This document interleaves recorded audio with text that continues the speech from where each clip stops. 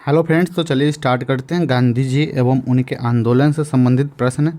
ये ऐसे प्रश्न हैं जो किसी भी एग्ज़ाम में पूछे ही जाते हैं, जैसे बीपीएससी, पीसीएस, एसएससी। किसी भी एग्ज़ाम में आप देखेंगे तो गांधी जी के से संबंधित एक दो प्रश्न रहती हैं। तो चलिए सभी जितने भी महत्वपूर्ण प्रश्न आपके एग्ज़ाम के लिए देखते हैं। चलिए स्टार्ट करते हैं। पहली क्वेश्चन है, महात्मा गांधी को सर्वप्रथम राष्ट्रपिता किसने कहा? महात्मा गांधी जी को सर्वप्रथम राष्ट्रपिता से संबोधित किसने किए थे? तो इसका सही आंसर क्या हो जाएगा? ऑप्शन सी, सुभाष चंद्र बोस ने। किसने किए थे? सुभाष चंद्र बोस ने। नेक्स्ट है, करमचंद गांधी जी दीवान थे। दीवान किसके थे करमचंद गांधी जी? तो इसका सही आंसर क्या हो जाएगा? सही आंसर हो जाएगा ऑप्शन ई, उपयुक्त में से कोई नहीं। वो पोरबंदर, राजकोट, बीकानेर और सूरत, इनमें से किसी का वो दीवान नहीं थे। इसका सही आंसर क्या हो जाएगा? उपयुक्त में से कोई नहीं। तो इसका हम आप बता दें कि करमचंद गांधी जी जो है पोरबंदर, राजकोट, बीकानेर तीनों का दीवान थे। किसका? पोरबंदर, राजकोट और बीकानेर, ये तीन का दीवान थे, लेकिन सूरत का नहीं थे। लेकिन करमचंद गांधी, महात्मा गांधी, इनका पूरा नाम क्या है? मोहनदास करमचंद गांधी है। और मोहनदास करमचंद गांधी है। इनका पूरा नाम क्या है? मोहनदास करमचंद गांधी। और करमचंद गांधी कौन है? महात्मा गांधी जी के ये कौन है? पिता है। महात्मा गांधी जी के पिता ना क्या नाम है? करमचंद गांधी, जो कि पोरबंदर, राजकोट और बीकानेर के दीवान थे। तो ये तीनों नहीं है, ये सूरत के अलावा ये तीनों नहीं। तो इसका सही आंसर क्या हो जाएगा? उपयुक्त में से कोई नहीं। नेक्स्ट प्रश्न है, निम्नलिखित में से किस कॉलेज में गांधी जी ने पढ़ाई की थी? पूछा जा रहा है कि किस कॉलेज में गांधी जी ने पढ़ाई किए थे। तो इसका सही आंसर क्या हो जाएगा? Option A, Shyamal Das college, जो कि कहाँ है? भावनगर में। उन्होंने यहाँ से अपना पूरी पढ़ाई, प्रारंभिक शिक्षा सबसे पहले जो है पोरबंदर में पढ़ाई की थी। प्रारंभिक शिक्षा की शुरुआत पोरबंदर में हुआ था।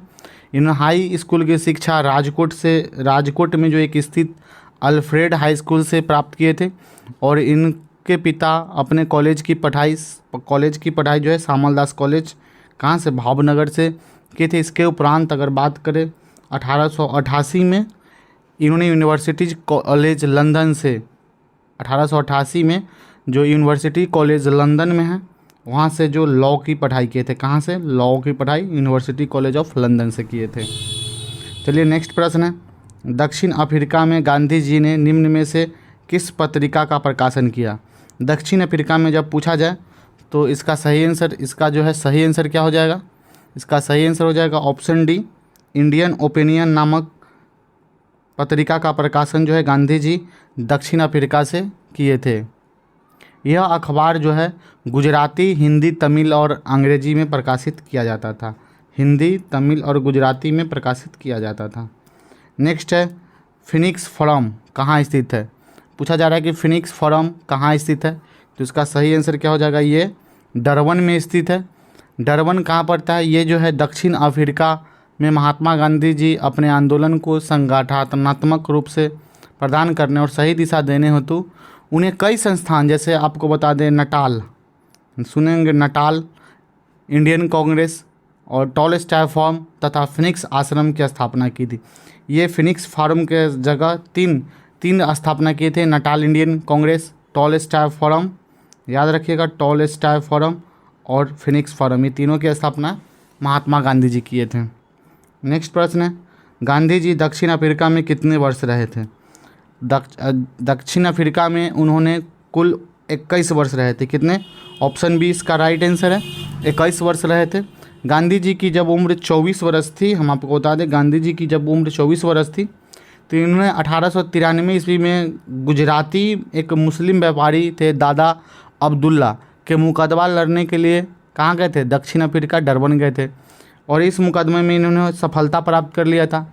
जैसे ही सफलता हासिल किए तो भारतीय होने के कारण वहाँ पर इनसे क्या किया गया? भेदभाव किया गया था, तो भेदभाव करना पड़ा। इस तरह 7 जून 1893 को महात्मा गांधी ने सबने अवज्ञा आंदोलन पहली बार इस्तेमाल किया था। और वे जो है कब लौटे थे वापस? 9 जनवरी 1915 को उन्होंने भारत वापस लौटे थे। नेक्स्ट है, दक्षिण अफ्रीका के किस रेलवे स्टेशन पर गांधी जी को ट्रेन से फेंक दिया था? आपको मालूम होना चाहिए कि दक्षिण अफ्रीका में गांधी जी को रेलवे से उतार दिया गया था। तो किस रेलवे स्टेशन पर? तो इसका सही आंसर हो जाएगा ऑप्शन डी, पीटरमास्तेसबर्ग स्टेशन है वहाँ गांधी जी को क्या किया था, उतार दिया गया था। ये जब वहाँ नस्लीय भेदभाव का सामना करना पड़ा था गांधी जी को, तब एक बार ट्रेन का प्रथम श्रेणी के पास से होते हुए उन्हें समान बोगी में स्थानांतरित कर दिया। इन्होंने फर्स्ट क्लास के एसी में गए थे, वहाँ से स्थानांतरण करके जो है कहाँ पर, समान बोगी में, जो अभी जनरल डिब्बे हम लोग कहते हैं, द्वितीय श्रेणी, वहाँ पर इनको भेज दिया गया था। नेक्स्ट प्रश्न है, महात्मा गांधी ने दक्षिण अफ्रीका में एशियाटिक रजिस्ट्रेशन एक्ट का विरोध किया। ये संबंधित है, एशियाटिक एक्ट आपसे पूछा जा रहा है ये किससे संबंधित है। ये जो है रंगभेद नीति से संबंधित है। किससे संबंधित है, रंगभेद नीति से संबंधित। इसका ऑप्शन क्या हो जाएगा, right answer option C. Next है, महात्मा गांधी ने दक्षिण अफ्रीका में नटाल इंडियन कांग्रेस की स्थापना कब की थी। नटाल इंडियन कांग्रेस की स्थापना कब की थी, तो इसका सही आंसर क्या हो जाएगा, ऑप्शन बी 1894 में। इसका राइट आंसर क्या हो जाएगा, ऑप्शन बी 1894 में। सबसे पहले अगर हम बात करें तो ये 22 अगस्त, अगर पूरा डेट मालूम करना हो तो 22 अगस्त 1894 को गांधी जी ने दक्षिण अफ्रीका में नटाल इंडियन कांग्रेस की स्थापना की थी। ये जो है रंग भेद की नीति के विरुद्ध आंदोलन शुरू किया गया था। नेक्स्ट है, महात्मा गांधी ने निम्नलिखित में से किस भारतीय राष्ट्रीय कांग्रेस के अधिवेशन में प्रथम भाग लिए थे। तो प्रथम भाग किस में लिए थे, सभी जानते हैं, कोलकाता अधिवेशन जब 1901 में हुआ था, तो उसमें महात्मा गांधी जी ने प्रथम बार वहाँ पर क्या किए थे, भाग लिए थे। जिसकी अध्यक्षता कांग्रेस के अध्यक्षता कौन करते थे, दिनासा इवाचा। कौन है, दिनासा, याद रखिएगा ये, दिनासा इवाचा वहाँ का अध्यक्षता कर रहे थे। महात्मा गांधी ने भारतीय राष्ट्रीय कांग्रेस की अध्यक्षता एक बार किए थे। कब किए थे, 1924 में बेलगांव में की थी। कब, 1924 में बेलगांव में किए थे। नेक्स्ट है, महात्मा गांधी ने अहमदाबाद के निकट साबरमती के किनारे एक आश्रम बनाया था, जिसे क्या कहा जाता है। तो ये सभी लोग जानते हैं कि साबरमती के निकट जो बनाया गया था उसे हम क्या कहते हैं, सत्याग्रह आश्रम कहते हैं। ऑप्शन सी इसका क्या है, ऑप्शन सी इसका राइट आंसर है। कब बनाए थे ये, 1915 में, ध्यान याद रखिएगा 1915 में ये आश्रम बनाया गया था। ये जो है आश्रम विभिन्न आर्थिक गतिविधियों के संचालन के सुविधा की दृष्टि से 17 जून 1917 को साबरमती नदी के किनारे स्थानांतरित कर दिया गया था। नेक्स्ट है, महात्मा गांधी के संबंध में निम्नलिखित आश्रमों में सबसे पुराना आश्रम कौन सा है।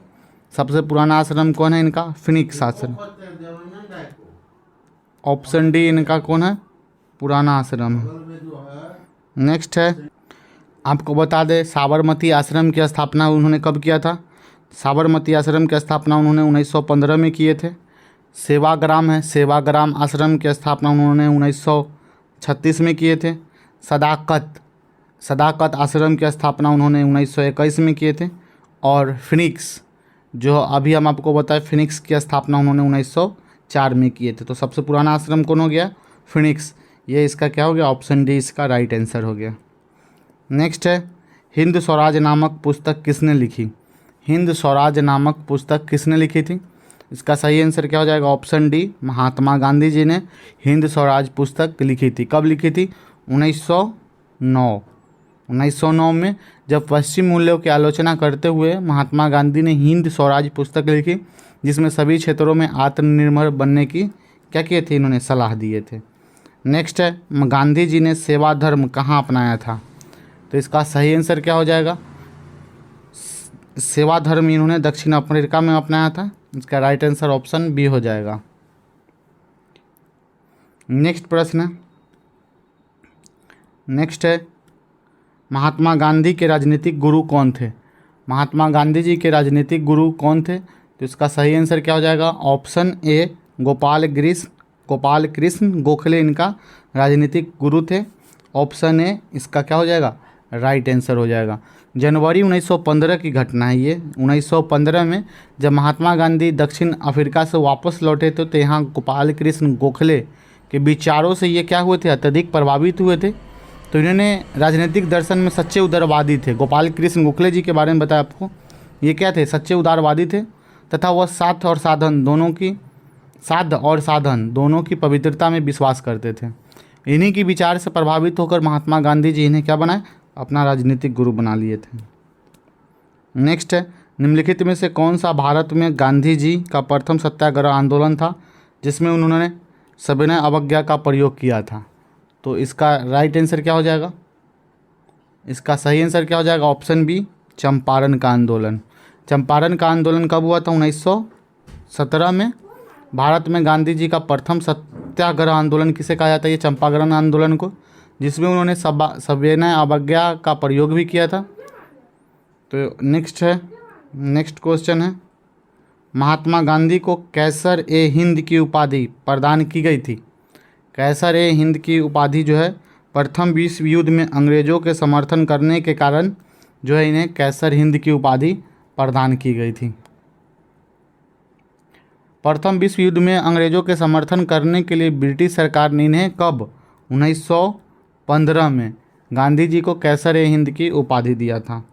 नेक्स्ट है, किसने कहा था कि विदेशी वस्त्रों की बर्बादी ही उनके साथ सर्वोत्तम व्यवहार है?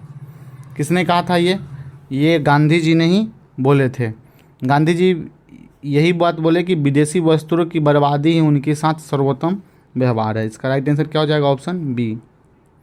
नेक्स्ट है, महात्मा गांधी के राजनीतिक जीवन की निम्नलिखित घटनाओं का कालक्रम क्या है?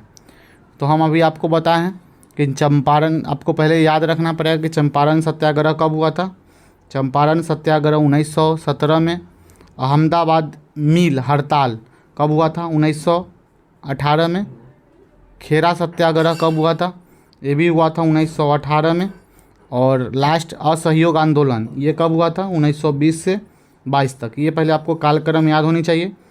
तो आप इसके अनुसार दिए गए हैं, तो बताना है कि इसमें सही आंसर क्या है। ए का क्या है सही आंसर, इस तरह से आप बता सकते हैं। देखिए एक कालक्रम ऐसे ही है 1 2 3 4, तो ऑप्शन ए इसका क्या होगा? राइट आंसर हो जाएगा। नेक्स्ट है, निम्नलिखित में से किस आंदोलन से गांधी जी संबंधित नहीं थे? गांधी जी पूछा जा रहा है किस आंदोलन से संबंधित नहीं थे।